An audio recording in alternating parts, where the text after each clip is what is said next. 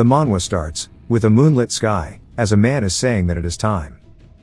He explains that even after his clan was destroyed by the demonic sect, the reason they struggled to survive was solely for the purpose of revenge. As we see him standing at the top of a tree branch, he hops over a wall, and we see a fire underneath it. There is a guard standing watch. Hands start to come out from the shadows, making the guy rubberneck like when I pass your mother on the street.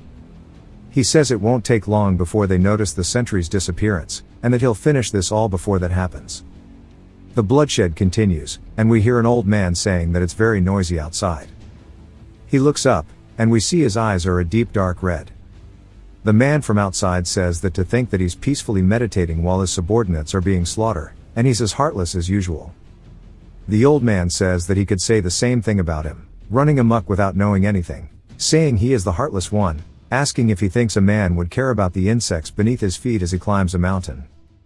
As of course he wouldn't, because he'd be staring at the peak, and that is how one reaches the pinnacle of martial arts. The man says that's nonsense, and we finally learn that his name is Kang Wunchin.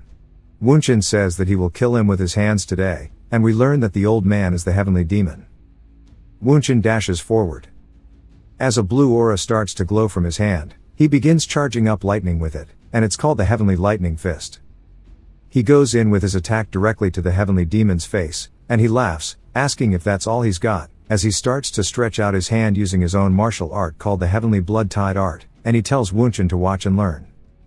As he begins to shoot out an actual energy beam that meets Wunchin's fist, creating some Dragon Ball Z-type energy battle. Obviously, the heavenly demon wins, because it shoots straight past Wunchin's hand, injuring his face, and he recognizes the energy beam as a sword key. The heavenly demon says that he will send him over to his father today, and that he's finished. But Wunchin has other thoughts as he begins to use another technique. The heavenly demon looks surprised.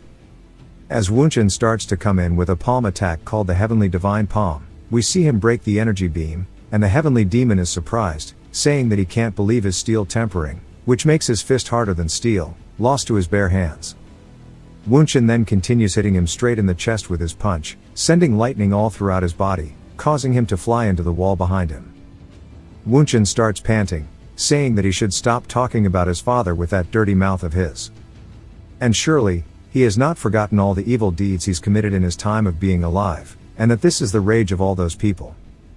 The heavenly demon says that he should have wiped out the roots of the Cloud Dragon sect back then. He doesn't know what kind of enlightenment he received, but he's honestly surprised. He can't believe he broke through his heavenly demon blood surge art, and that he's left him with no other choice as he pulls out some kind of gourd. Wunchin asks if that is an elixir, as the old man begins chug-jugging that shit. Wunchin says that if he drinks an elixir of that amount at once, he'll undergo demonic key deviation.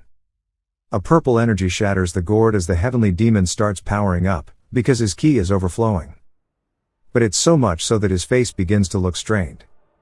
As his eyes bulge out, he lets out a very powerful roar, sending out a shockwave around, making Wunchin put up his hands to block the wind as it flies past him. Wunchin can't believe what he's witnessing, and then hears the heavenly demon call out to him, but from behind, and when he turns, the attack is already coming in, with the heavenly demon saying that it's time for him to disappear. Wunchin looks at it, realizing he's too late, and we hear somebody else cast a barrier. It then puts up a protective shield around Wunchin, and Wunchin recognizes what it is, but is just surprised. The man then enters, saying that he's sorry for being late, and he got caught lazing around. Wunchin calls him the Great Mage, and the dude says that he told him not to call him some lame-ass nickname like that, and then asks if this is the nemesis he was talking about. Wunchin says that this is the guy who claims to have come from another world, and if it weren't for him, he would have died helplessly. It then jumps to reality as a man is screaming wait, and he says that he thought this was a regular Muram story. Wondering why the hell a random high-level mage from a different world appeared out of nowhere, and he sighs, saying that he was having fun reading it too, and that this is a straight mood killer. He says the author must be on some fentanyl, because how does it make sense that there's another world out of nowhere, and we are introduced to him, and his name is Jin Seowon, and that he is 23 years old. His phone begins buzzing, and we learn that he was discharged 6 months ago, and he is preparing to go back to college. His boy hits him up, asking if he's trying to grind some ranked, and Seowon just wonders if his friend has no one else to play with.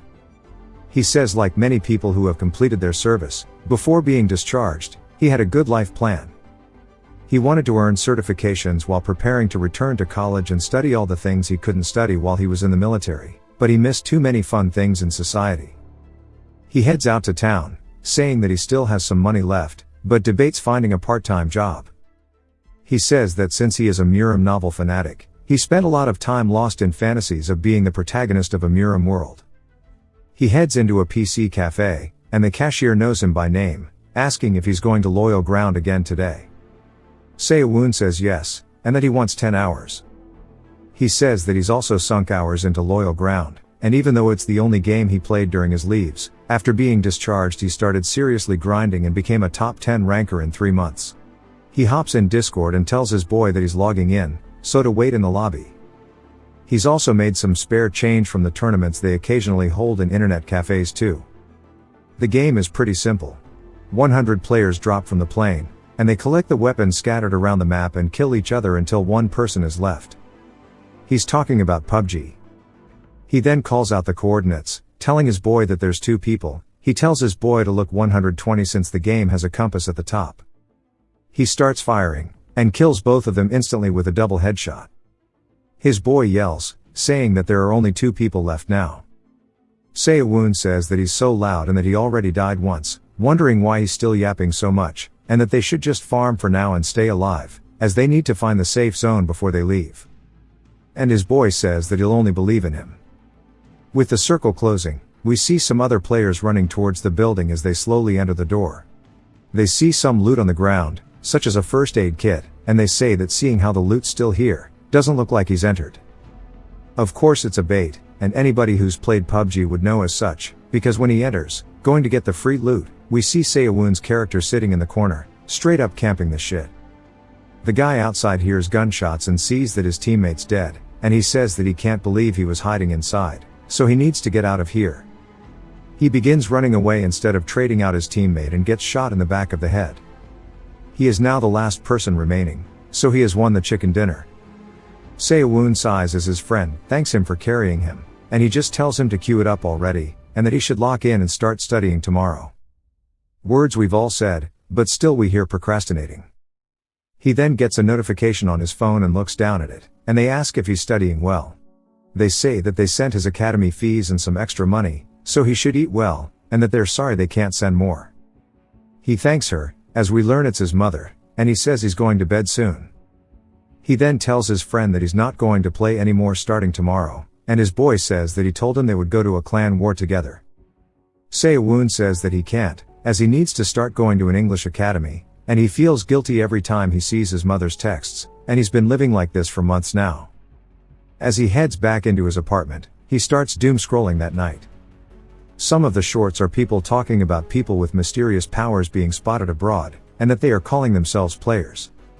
Seo-woon says that when he tries clicking to figure out more, the video got deleted suddenly, which is weird, but he decides to sleep it off. The next morning, he's heading out to the academy, as his boy says that they should prepare for the clan war, and Seo-woon says that he wants to help him in one last game. But a purple light begins emanating behind him, and when he turns, he's completely taken aback, wondering what's going on. As the light begins to go completely towards him, engulfing him, dropping his backpack to the floor, leaving not a single other trace of him behind. Seo-woon starts wondering what that light was. He says that he just resolved himself to study, and he wonders if it was punishment for deciding too late. As he slowly opens his eyes, he hears people speaking Russian, and he wonders why it's so loud. He then looks ahead of him, seeing people fighting with swords and magic. He wonders what the hell he's looking at and why there are so many cosplayers. As he sees them casting spells, he wonders if maybe this is a dream. He looks around more, spotting a statue, still just completely confused. The statue says that 100 players have been detected. Seo-woon wonders why he's hearing a voice in his head and is low-key a bit loud. The statue's eyes begin to glow, saying that it's initializing the system. As we see the same blue glow in Seo-woon's eyes, still confused by the situation, then it mentions synchronizing the language. The previous Russian that he was hearing earlier is now being translated directly into Korean.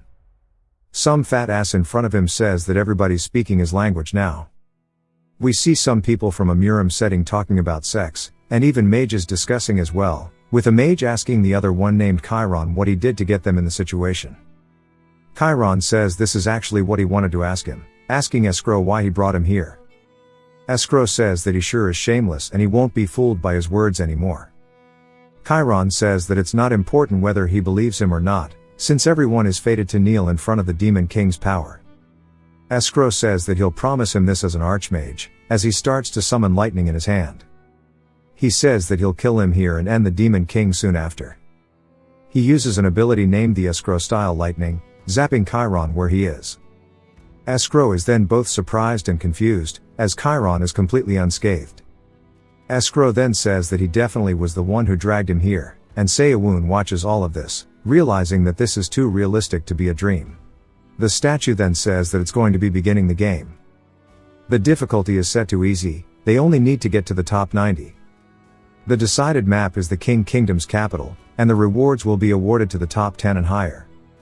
It then says it's going to skip the tutorial, and that you can't attack players in the waiting room, as everything is neutralized. The map appears in front of Seyawun. The statue then says for those accessing the Cloyd survival for the first time, that it wants to give them a brief explanation. The game will progress for 100 years, and each day, the map they play will get slightly more limited.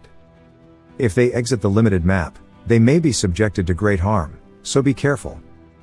The game will continue until there is only one survivor left. If the game finishes, or you are eliminated, you will return to your original world.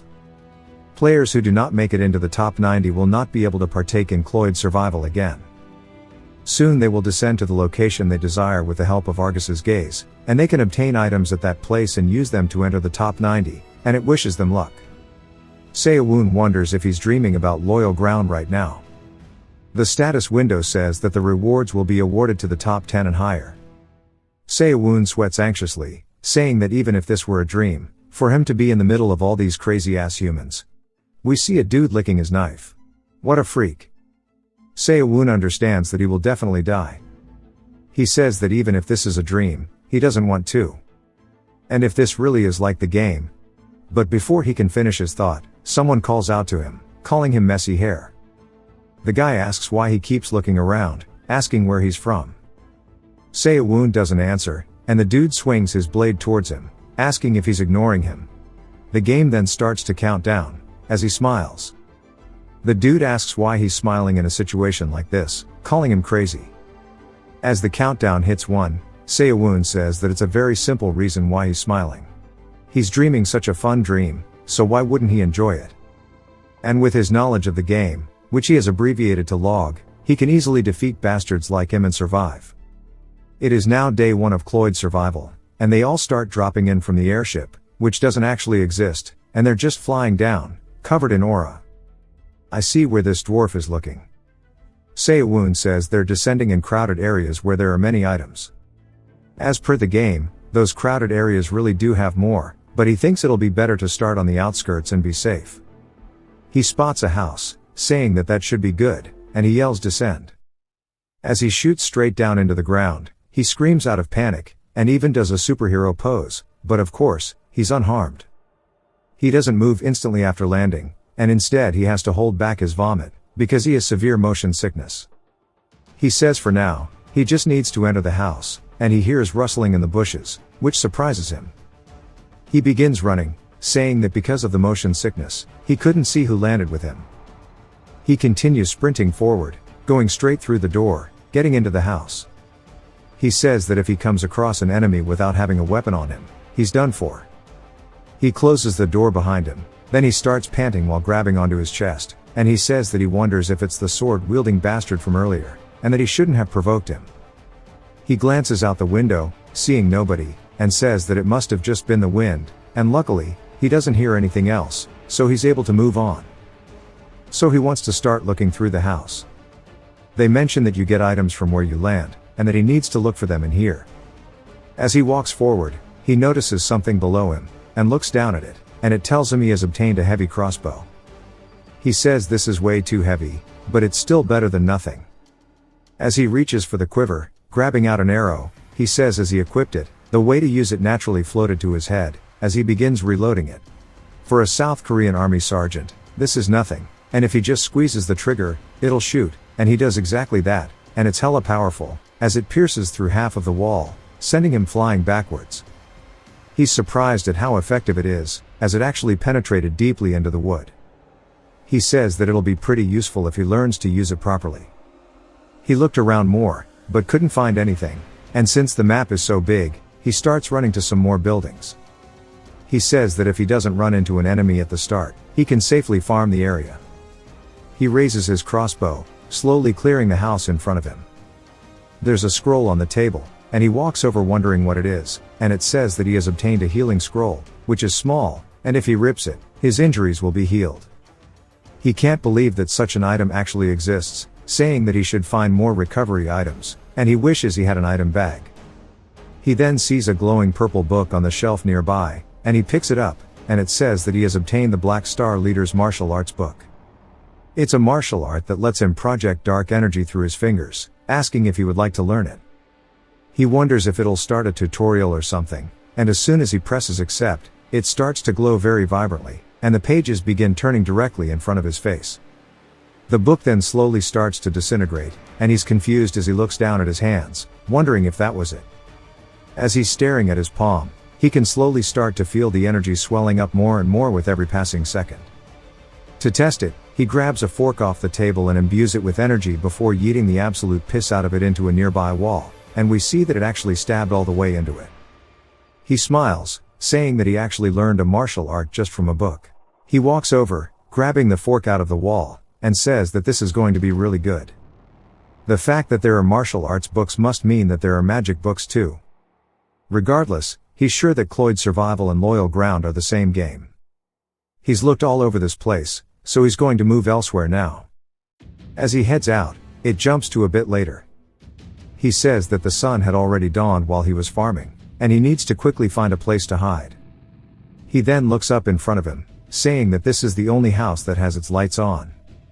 The fact that the light is on means one of two things. Either there is a rare item hidden inside, or maybe that somebody is inside. He slowly enters, trying not to make sound. He says that he doesn't know how many people landed near him, but in the case that there is someone here, they could either be a complete pro or a complete noob. He doesn't hear anything on the first floor. He wonders if they're hiding on the second one and looks anxious. He says that he has a weapon, and if he ambushes them with the Black Star technique, even if they're a pro, he might stand a chance. As he slowly walks up the steps, he does his best to not make a sound. He's wielding his crossbow as he's walking up the stairs and spots something in front of him, which is none other than a lantern. He wonders if maybe it's a trap, as there's a room right beside it.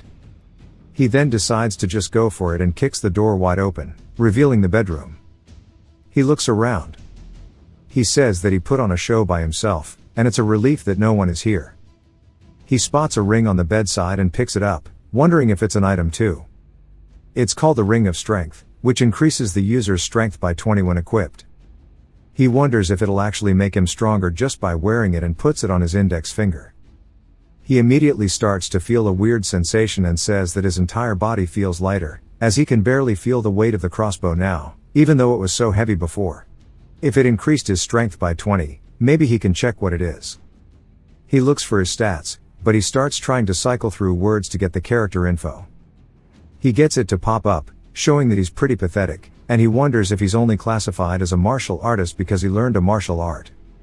He says that this is pretty cool, and he means compared to when he started with nothing, this is pretty gas, and he wants to continue looking through the first floor properly.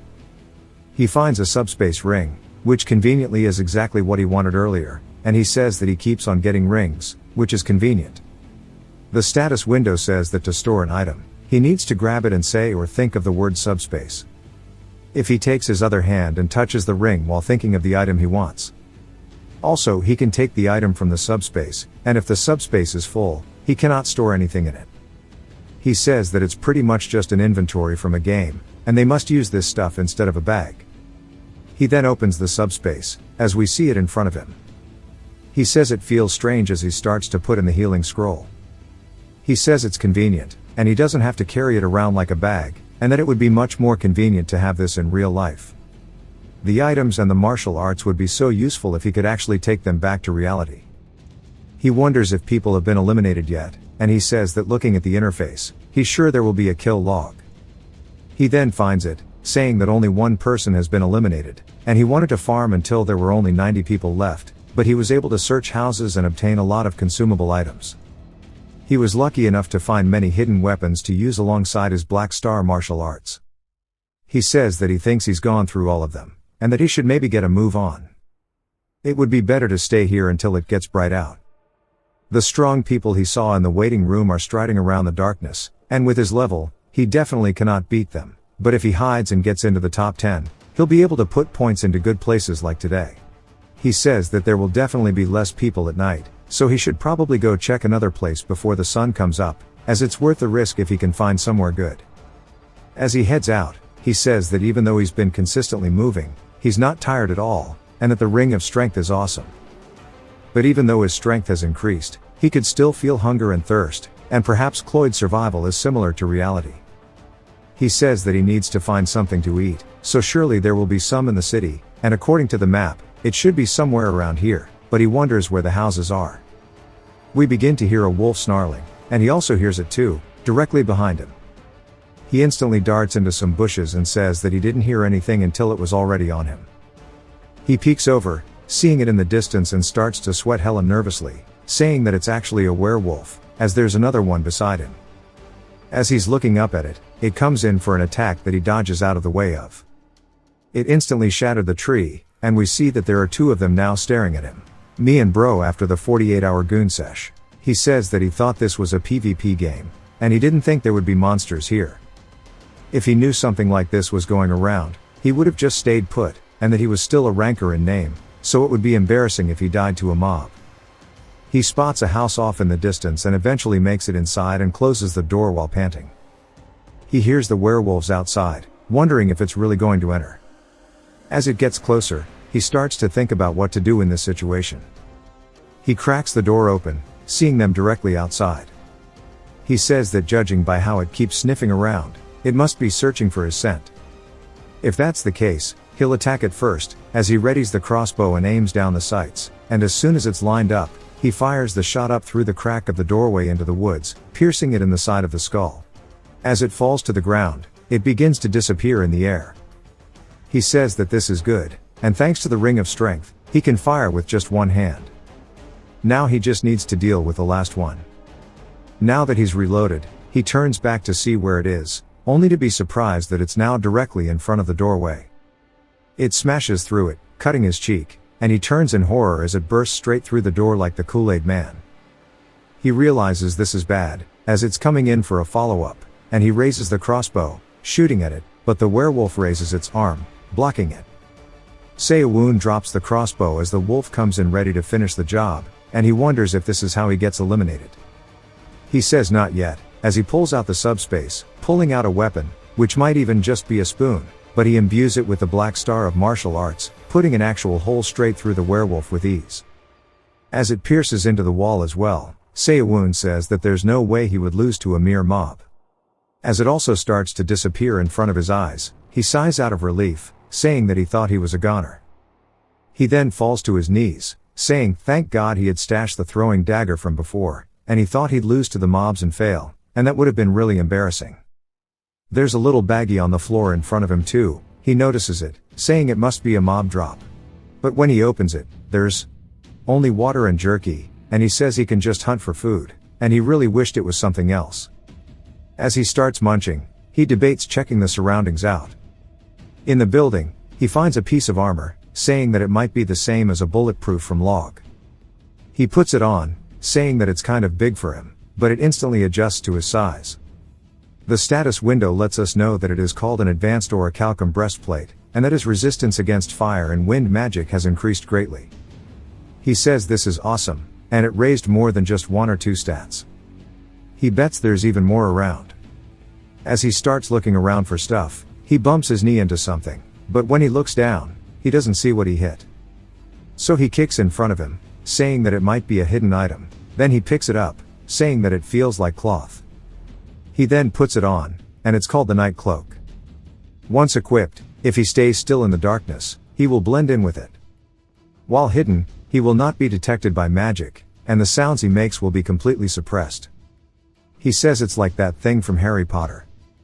This means he can avoid anybody he comes across at night, and this is the best item for staying alive. With this, he can stay alive as long as he needs to. He was confused about how there was a house in the middle of nowhere, but it was a farming spot, and that it looks like his luck is going to be pretty good today. Still at night, he's walking through the woods, saying that he hasn't seen anyone at all, and maybe it could be because he dropped in a random location. He hears someone on cue behind him, and we see a man running through the forest all tattered up, screaming if only he had the time to use this. Sae-woon puts on the night cloak and stays hidden in some bushes. The guy says that he can't believe he'd meet a mage here. Sae-woon says that he doesn't look strong, and if he's not wrong, he can take care of him. As the guy starts to walk away, Sae-woon tells himself to calm down, as this is not a person, and it's just a game. Wondering why he's hesitating to shoot him.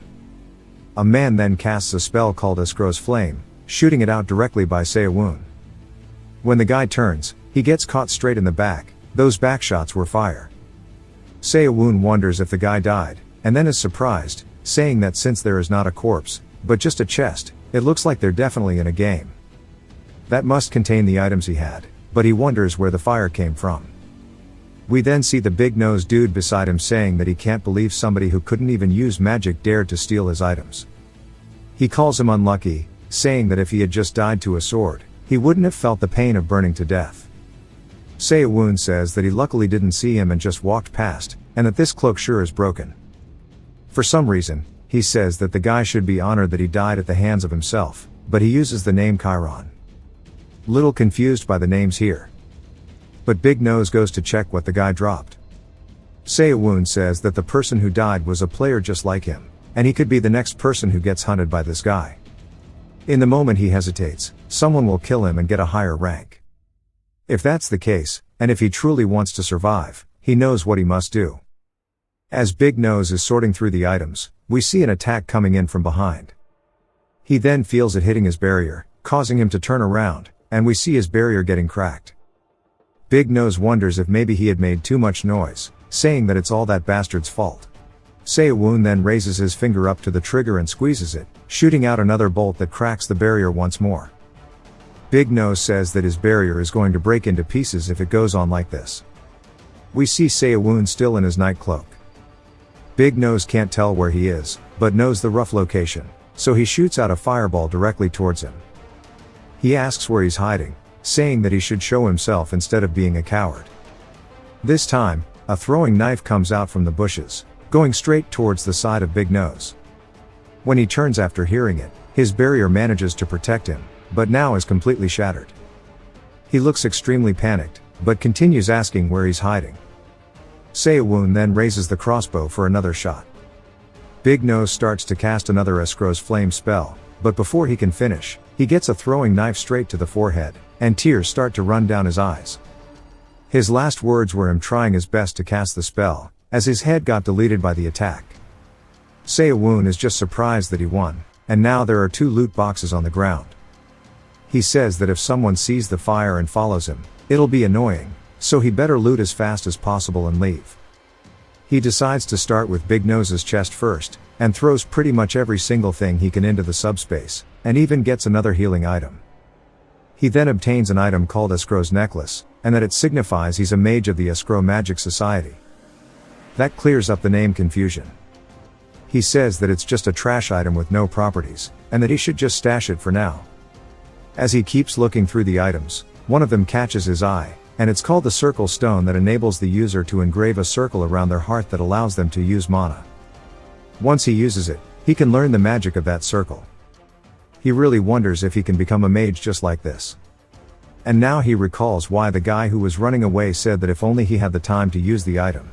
And Sae-woon says that he's sorry, but he'll put it to good use in that guy's stead, and that he should just chuck the rest of it into his inventory and peep it out at a safe spot. He continues further into the forest until he's on top of a hill, saying that he needs to find a place where he can use the Circle Stone. He spots some houses and makes his way over, saying that this looks good. On the inside, it asks if he's sure he would like to use the Circle Stone, and he says of course. It warns him that once he uses it, he will have to remain motionless for 3 hours, and he won't be able to take any other actions or use items during that time, and that he will also feel slight pain as the circle forms. Immediately, his chest begins to ache really bad, and he suppresses the screams that wanted, and spent the next 3 hours in intense pain.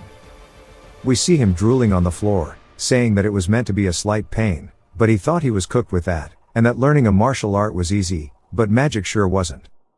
He then opens up his status window, and we see that he now has 2 jobs at the same time, and he even has a monostat now. He says that since the 2 of those dudes died, the number of survivors should have gone down too, and he goes to check it, and as it pops up, he asks how this is possible, as it has dropped significantly, and there is now only 45 out of 100, as some person named Nam Sagwang is killing pretty much every single person on the list. Luckily, we get a flashback to a few hours earlier, and we see a man looking down at others from a treetop.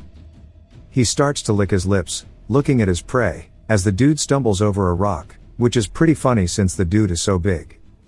He turns, saying that he just wants to get in the top 90, and what I'm assuming is Sagwang raises his hand into the air, as the dude is begging for his life.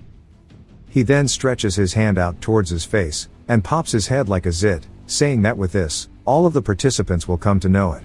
As he doesn't even bother looting the guy, he says that he just wants them to know his name, and of course, he is Sagwang.